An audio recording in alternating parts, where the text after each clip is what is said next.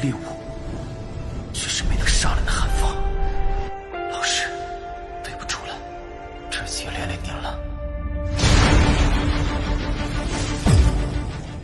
Welcome to my channel. Dukung terus channel ini dengan like, share, comment, and subscribe. Melanjutkan cerita sebelumnya dari Battle Through the Heavens. Permaisuri menatap Xiaoyan yang khawatir dan berkata perlahan, "Meski begitu, dengan kekuatanmu saat ini, kamu masih belum memiliki kualifikasi untuk bersaing dengannya." Begitu kalimat terakhir selesai, Xiaoyan langsung seperti disiram dengan air dingin. "Sosok tadi seharusnya menjadi avatarmu, kan?" Permaisuri bertanya pada Xiaoyan dengan rasa ingin tahu.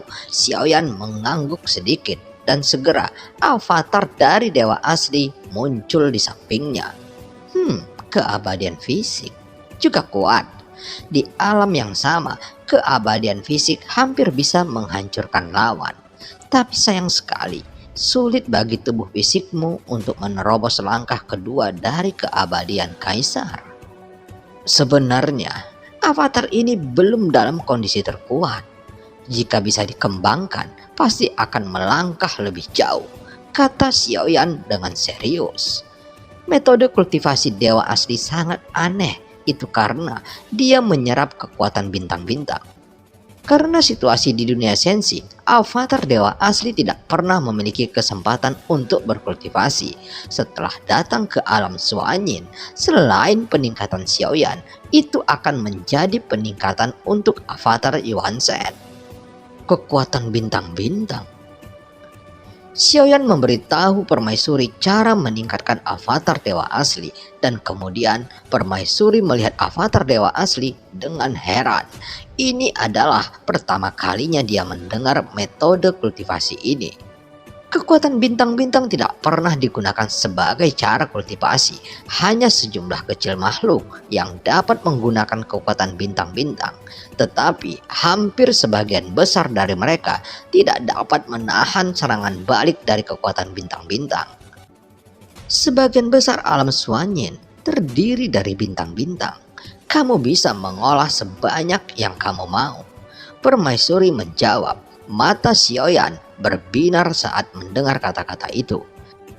Yang akan kita tuju dalam perjalanan ini adalah bintang sedang hingga besar. Seharusnya memiliki kekuatan bintang yang kamu butuhkan. Tetapi jika kamu ingin menyerap kekuatan bintang, kamu harus lebih berhati-hati. Setidaknya ada 3 bintang yang tersisa. 1/10 tidak akan menghancurkan bintang-bintang. Permaisuri berkata. Xiaoyan mengangguk sedikit. Alam Suanyin saat ini adalah tempat terbaik bagi Xiaoyan untuk meningkatkan kekuatannya. Ayo pergi, jalan masih panjang. Permaisuri tersenyum dan segera menepuk punggung kelinci awan es, dan binatang itu segera melesat cepat. Xiaoyan duduk bersila di punggung kelinci awan es. Melihat alam Suanyin yang merupakan subdunia, terlihat bukanlah salinan dari dunia utamanya. Ini akan bergabung atau menghilang dari waktu ke waktu. Makhluk penting yang mendominasi sungai waktu memainkan peran penting. Dan Xiaoyan adalah salah satunya. Dan apa yang terjadi di subdunia harus diselesaikan secepat mungkin. Jika tidak, efek bahaya ke dunia utama akan menjadi semakin besar. Tujuan yang mulia mengatur Xiaoyan untuk datang ke alam Suanyin juga sangat jelas. Itu untuk menyingkirkan kembarannya yang seharusnya tidak ada di subdunia yang berasal dari dunia sensi. Setelah mengintegrasikan energi dunia ini, mungkin Xiaoyan akan memiliki kesempatan untuk naik ke alam tertinggi yang pernah dimasuki oleh Yang Mulia waktu itu. Tetapi jelas, menurut prediksi dan tebakan Xiaoyan, Yang Mulia melakukan hal yang sama pada waktu itu. Hanya saja, dia tidak tahu apakah pada akhirnya dia akan mengintegrasikan semuanya. Kelinci awan es terbang di depan, dan Feng Tuo juga duduk bersila di atas binatang terbang di belakang. Dengan wajah gelap dan kesal di hatinya, memegang batu giok di tangannya. Dia masih ragu apakah akan menghubungi keabadian lainnya untuk meminta bantuan. Tapi Feng Tuo tahu bahwa hanya orang kuat dengan setidaknya langkah kedua keabadian kaisar yang memenuhi syarat untuk bertarung melawan Xiaoyan. Tidak apa-apa untuk menang, tetapi jika dia kalah, Feng Tuo tidak akan pernah pulih dan dia pasti akan mati. Bahkan bisa dikatakan jika dia memecahkan slip giok pada saat ini, begitu Xiaoyan mengetahuinya, dia pasti akan mati. Dia ragu-ragu dengan ekspresi kompleks di matanya. Tidak, waktunya belum tiba. Orang ini terlalu mirip dengan tuan istana. Mungkin ada hubungan antara keduanya. Aku tidak bisa mengejutkan ular itu. Kalau tidak, aku akan menjadi umpan meriam. Setelah mempertimbangkan dengan hati-hati, dia menyingkirkan slip giok di tangannya. Pada saat ini, Xiaoyan melihat ke samping sedikit dan memandang Feng Tuo dari sudut matanya. Meskipun dia tidak berbicara, Feng Tuo sudah berkeringat dingin. Meskipun tampaknya Xiaoyan tidak memperhatikannya di sepanjang jalan, sebenarnya pikiran pihak lain kurang lebih tertuju padanya. Setidaknya tindakannya ini pasti akan diperhatikan oleh Xiaoyan. Feng Tuo berkeringat dingin. Untungnya tidak menghancurkan slip giok. Jika itu menyebar sembarangan sekarang, bahkan jika penyelamat datang, dia tidak akan memiliki jiwa yang tersisa pada saat itu. Xiaoyan mengeluarkan lusinan cincin dan membersihkan barang-barang yang dia dapatkan satu persatu. Selain sumber daya di alam Suanyan yang kaya, ada juga banyak harta. Tentu saja, Xiaoyan mengambil yang paling banyak. Hal yang paling penting adalah Pilsen Yuan Qi. Lagi pula, ini adalah sumber daya yang paling penting. Meskipun Xiaoyan sudah memiliki cukup Pilsen Yuan Qi, namun Pilsen Yuan Qi yang disimpan Xiaoyan saat ini jelas bukan hanya untuk dirinya sendiri, karena dia sedang mempersiapkan perang. Aku harus mengatakan bahwa sebagian besar alam Suanyin cukup kaya, kata Xiaoyan sambil tersenyum. Menghitung pendapatan secara detail, itu masih merupakan hasil yang cukup besar. Hampir puluhan juta Pilsen Yuan Qi ditemukan di antara banyak cincin ini. Panen ini membuat Xiaoyan sangat puas. Sekarang Xiaoyan telah memanen 10 juta Pilsen Yuan Qi sekaligus. Selain Pilsen Yuan Qi, dia juga memperoleh banyak bahan dan sumber daya.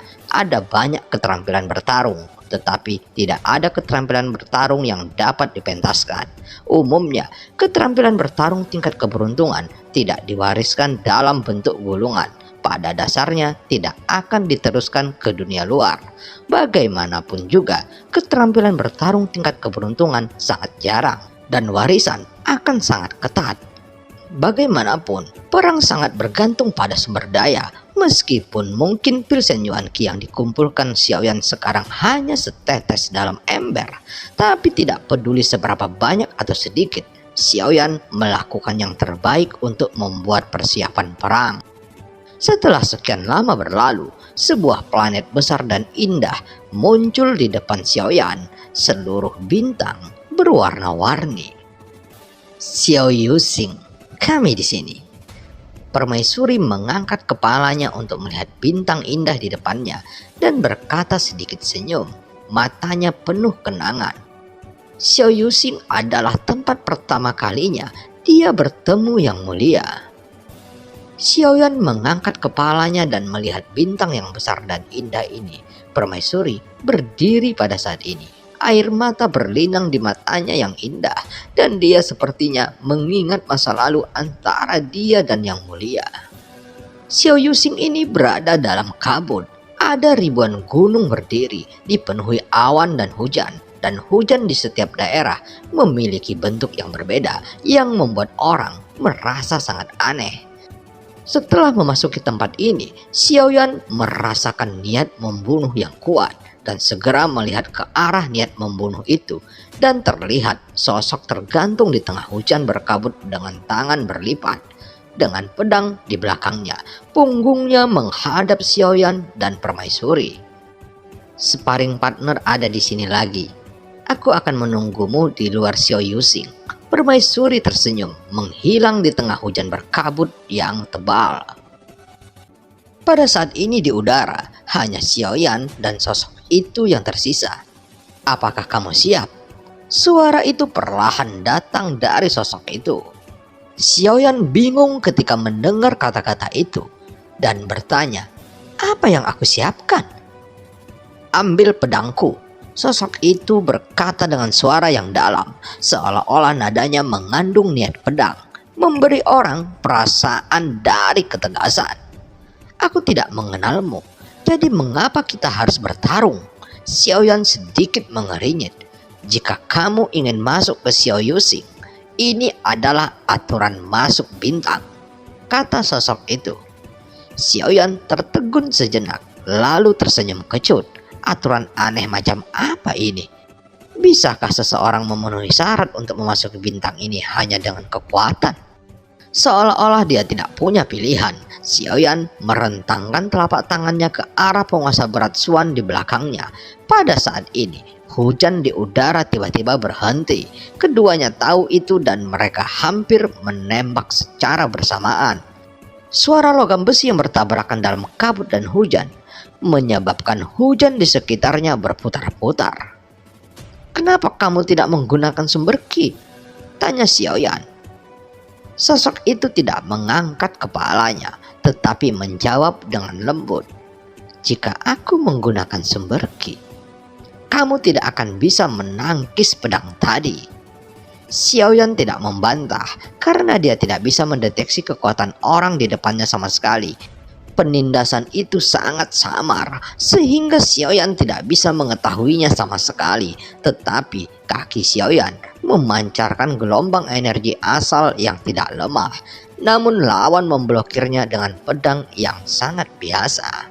Dan dia mungkin setidaknya dewa petarung bintang 9 puncak yang bisa menerima serangan Xiaoyan dengan begitu tenang.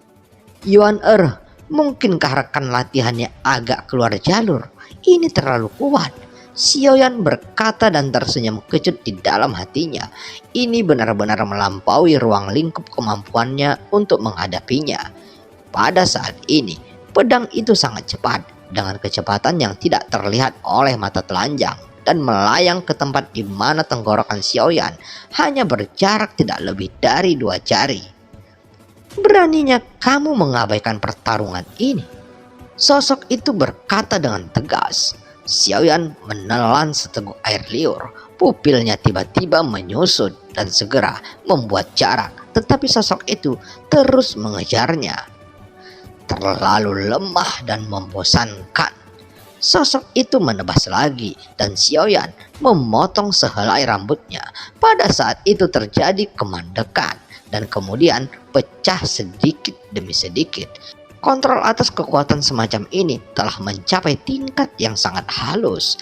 Senior abadi, jadi tentu saja aku bukan lawan senior, Xiaoyan berkata dengan senyum masam. "Walaupun abadi, tapi aku tidak menggunakan kekuatan keabadian. Sebagai dewa petarung bintang 7, kamu tidak luar biasa." Sosok yang memegang pedang itu memandang Xiaoyan dan menggelengkan kepalanya karena kecewa. "Aku juga meminta nasihat senior." Xiaoyan segera menangkupkan tinjunya. Sosoknya menatap Xiaoyan tanpa mengucapkan sepatah kata pun. Pedang panjang di tangannya berputar-putar, lalu melayang di udara.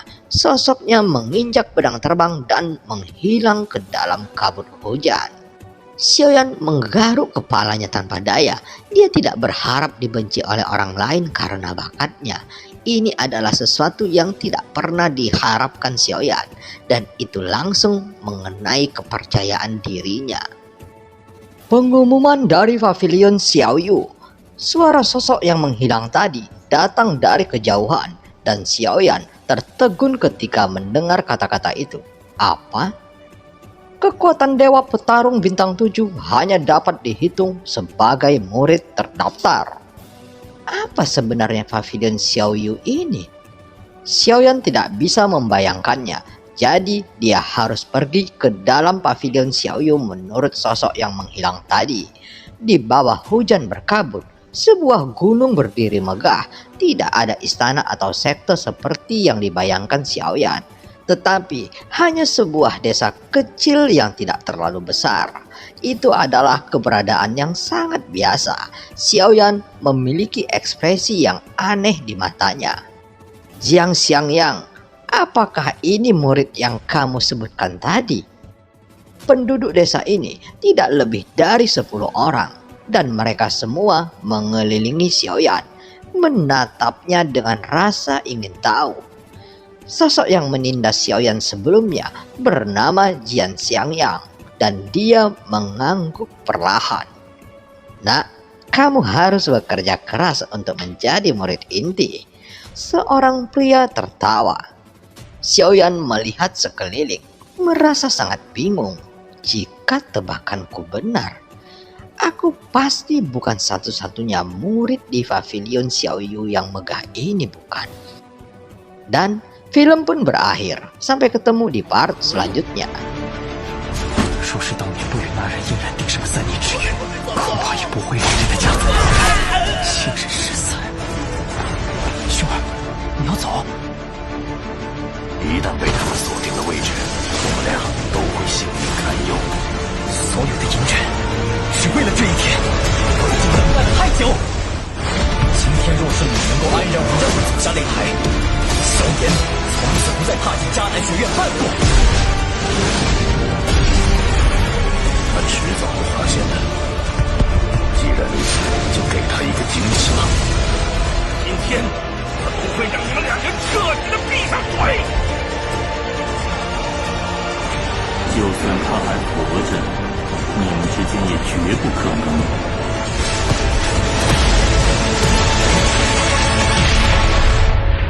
加玛帝国云岚宗，萧炎回来了。